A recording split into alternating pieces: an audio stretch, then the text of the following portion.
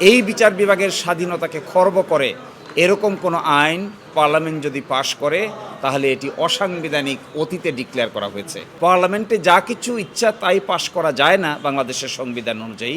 যে রায়টি ইতোমধ্যে প্রকাশিত হয়েছে আর্টিকেল 116 এবং সুপ্রিম কোর্ট এর ইন্ডিপেন্ডেন্ট সচিবালয় নিয়ে, ওই রায়ের বিরুদ্ধে তারা খুব দ্রুতই আপিল ফাইল করবেন। প্রেফারেবলি আগামীকালকেই তারা আপিল ফাইল করবেন এবং এই জন্য আজকের এই হাইকোর্ট ডিভিশনের এই বেঞ্চ বলেছেন তারা সেখানে আপিল ফাইল করুক। আর যে মামলাটি আছে এটি লিস্টে থাকবে। আর একটি এক্সপেকটেশন বা প্রত্যাশা করেছেন যে ইন দ্য মিন টাইম সরকার যেন তড়িঘড়ি করে সুপ্রিম কোর্টের প্রতি সম্মান জানিয়ে এখানকার বিচার বিভাগীয় সচিবালয়ের সংক্রান্ত যে সমস্ত সেট আপ আছে এটাকে ট্রান্সফার না করে ফেলেন। এই এক্সপেকটেশন ওপেন কোর্টে অ্যাটর্নি জেনারেলকে পোডিয়ামে রেখে করেছেন। অ্যাটর্নি জেনারেল বলেছেন কোর্টের এই এক্সপেকটেশন তিনি শুনেছেন এবং তিনি এটি কনভে করবেন।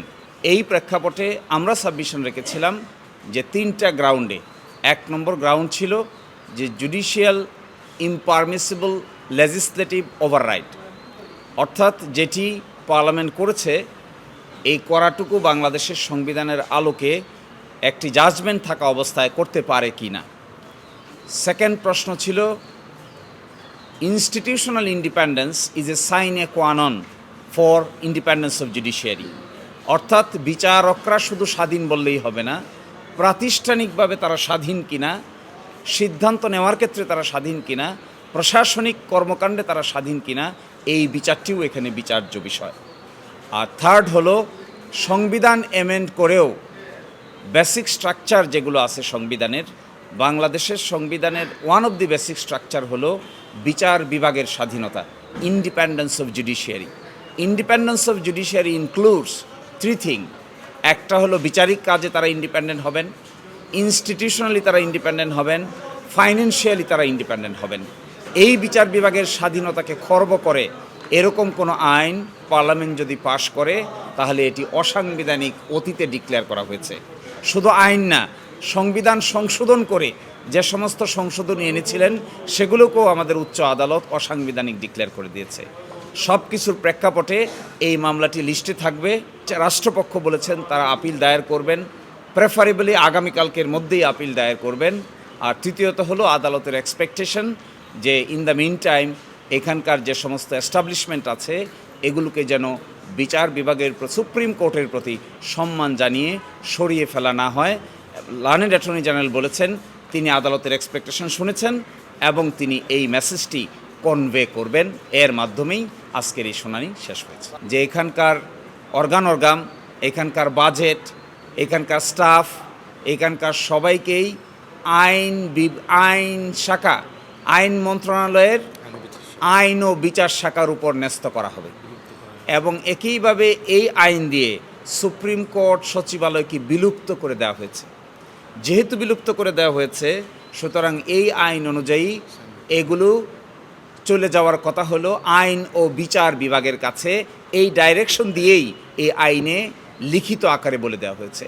এই জন্যই আমাদের এই আশঙ্কা যে এই আইনকে তারা ফলো করে যদি এই মামলা নিষ্পত্তি হওয়ার আগেই এগুলো এখান থেকে নিয়ে চলে যান তাহলে that will be really disastrous for all of us. কোর্টের এক্সপেকটেশন হলো সুপ্রিম কোর্টের প্রতি এতটুকু সম্মান তারা জানাবেন। আইন পাশ করলে আমাদের দেশের সাংবিধানিক সিস্টেম হলো 3টা অর্গান যে আছে, একটা বিচার বিভাগ, একটা হলো আইন বিভাগ, আর একটা হলো শাসন বিভাগ। এই 3টা কেউ কারো উপর প্রাধান্য বিস্তার করবে না। এনি আইন যা নাকি আইনসভা পাশ করলো, বাংলাদেশের সুপ্রিম কোর্ট এই আইনটা সাংবিধানিক হয়েছে কি হয় নাই এটি এক্সামিন করে দেখার রিভিউ বলে, জুডিশিয়াল রিভিউয়ে এই এখতিয়ার আছে। এটি অতীতে বাংলাদেশে বহুবার হয়েছে। এই জন্যই পার্লামেন্টে যা কিছু ইচ্ছা তাই পাশ করা যায় না বাংলাদেশের সংবিধান অনুযায়ী। যা পাশ করা হয় আইনই হোক সংশোধনী হোক, বিচার বিভাগ সংবিধানের গার্জিয়ান হিসেবে এটা সাংবিধানিক হয়েছে কি হয় নাই এটা এক্সামিন করার সাংবিধানিক দায়িত্ব আছে। আমি মামলা শুরু করার আগেই পোডিয়ামে দাঁড়িয়ে আদালতের নজরে এনেছি। আদালত বলেছেন যে এই বিষয়টি এই আদালতের আদেশ নন,